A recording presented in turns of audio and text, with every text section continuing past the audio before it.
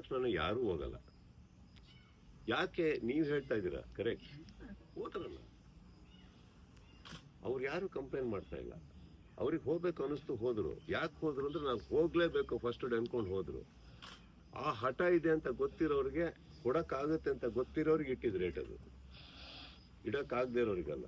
But ಇನ್ನೊಂದು ಏನಾಗುತ್ತೆ, suppose ಅವ್ರು ಇದ್ದಂಗೆ ನಾರ್ಮಲ್ ರೇಟ್ ಇಟ್ಕೊಂಡಿದ್ರು ಅನ್ಕೊಳ್ಳಿ, 1 ವಾರ 2 ವಾರ ಹೋದ್ರೆ ಆ ಕಲೆಕ್ಷನ್ ಬಂದಿಲ್ಲ ಅಂದಾಗ ಅವ್ರು ಹಾಳಾಗೋ ಮನೆ ಇದೆ, ಇನ್ನೊಂದು ಪಿಕ್ಚರ್ ಮಾಡೋಕ್ಕಾಗಲ್ಲ ಅಂದ್ರೆ ಅದನ್ನ ಆ ನೋವನ್ನ ಸ್ಪಂದಿಸೋದಕ್ಕೆ ನಾವು ಹೋಗಲ್ಲ. ಅವ್ರ ಮನೆ ಮಠ ಅಡ ಇಟ್ಬಿಟ್ಟು ಮಾಡಿರ್ತಾರೆ ಅಂತ ಅನ್ಕೊಳ್ಳೋಣ. How will they recover? When I gave the 5 star hotel, it is not because ಒಂದು ದೊಡ್ಡ ಆರ್ಟಿಸ್ಟ್ 5 ಸ್ಟಾರ್ ಅಂತ ಹೇಳಿದ್ದಲ್ಲ. ಅವ್ರದ್ದು ಇನ್ವೆಸ್ಟ್ಮೆಂಟ್ಸ್ ಹಂಗಿದೆ. ಅವ್ರ ಆ ಜಾಗಕ್ಕೆ ಆ ಥರ ಬಾಡಿಗೆ ಕಟ್ತಾ ಇರ್ತಾರೆ. ನೀವೊಂದು ಮಾಲಲ್ಲಿ ಹೋದ್ರೆ, ಇವಾಗ ನೀವೊಂದು ಕಾಫಿ ಮಾಲಲ್ಲಿ ಕುಡೀರಿ ಸರ್, ಎಷ್ಟು ರೇಟ್ ಹೇಳ್ತಾರೆ ಅಲ್ಲಿ.